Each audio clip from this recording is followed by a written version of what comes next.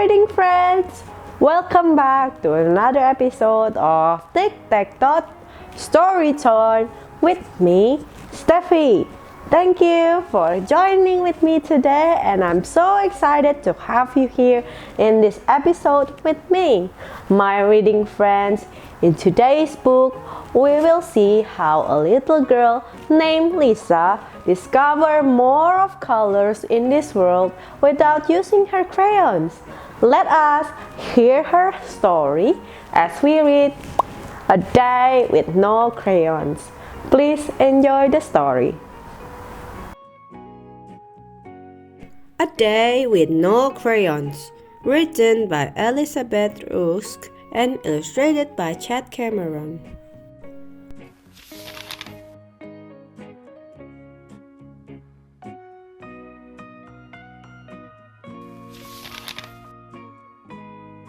Liza loved her crayons. She treasured turquoise, adored apricot, and flip-over fuchsia. In fact, coloring made Liza feel tickle me pink.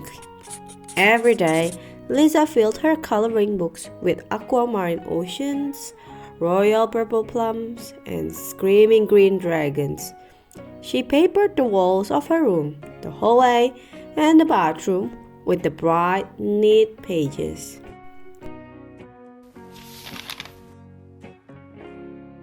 Then, one day, Liza ran out of paper. Her coloring books were all full, and there wasn't a single sheet of blank paper left.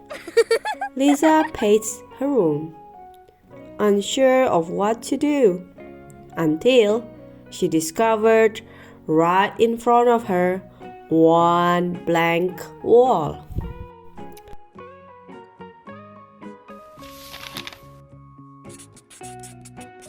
"What on earth are you doing?" her mother cried. "Coloring," said Liza. "Coloring? Your walls?" her mother exclaimed.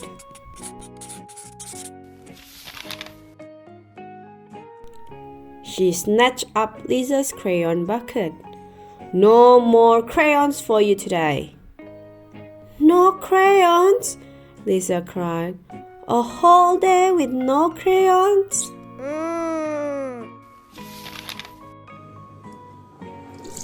Liza shuffled to the bathroom, feeling blue. Midnight blue, in fact. "A day with no crayons?" she grumbled. She gripped the toothpaste crossly, squirting a blue-green streak across the sink. "Now look at the mess I've made," she mumbled, smearing it towards the drain.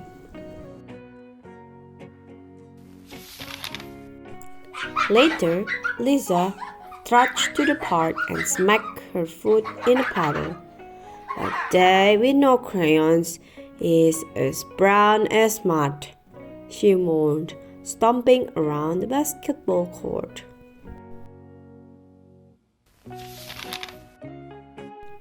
Finally, Liza slumped to the ground and brushed her grass-stained knees. The green wouldn't come off. Liza leaned forward for a closer look. She thought, "that's spring green and jungle green mixed." Liza rolled over and found herself eye to eye with a lovely flower. "Why, that's color not bluebell at all," she said. "It's more like cornflower."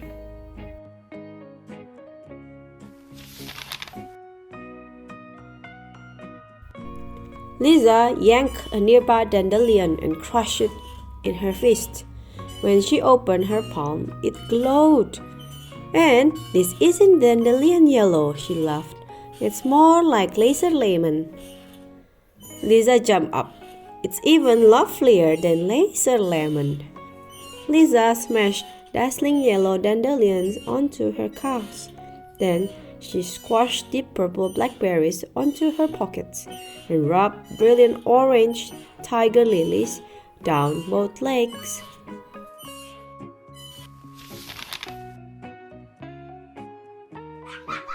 Running through the park in her rainbow pants, Liza suddenly saw color everywhere.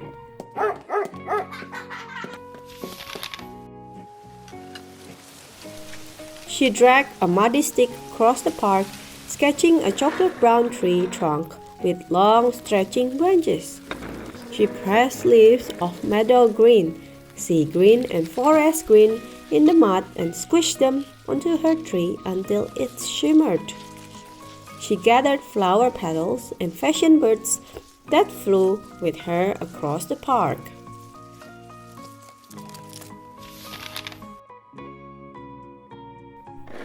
As Liza left the park, she scraped an old red brick along the sidewalk, drawing a desert, some camels, then a whole caravan.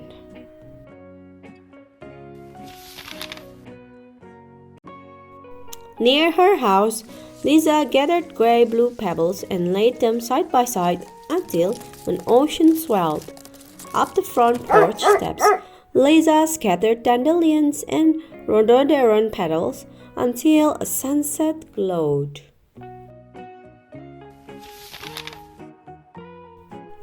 That night, Liza crawled in bed, arranging her pillows around her. Outrageous orchid, she thought. Magic maze, wondermelon. Her mother walked into the room, holding Liza's crayons. "You can have your crayons back," her mother said, kissing her on the head, "if you promise not to color on the walls." Liza eyed the crayons her mother held out to her. She smoothed the blankets on her bed and considered the coloring book spread out on the floor around her.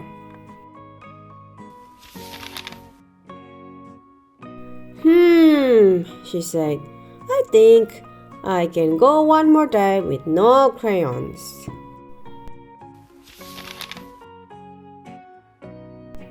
And that is the end of the story.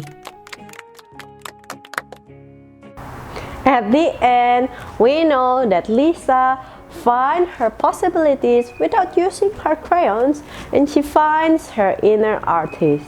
My reading friends, you can certainly make your own color using things around you. If you like this kind of story, please give a thumbs up. Also subscribe to our channel to hear other special story from me. See you in the other story.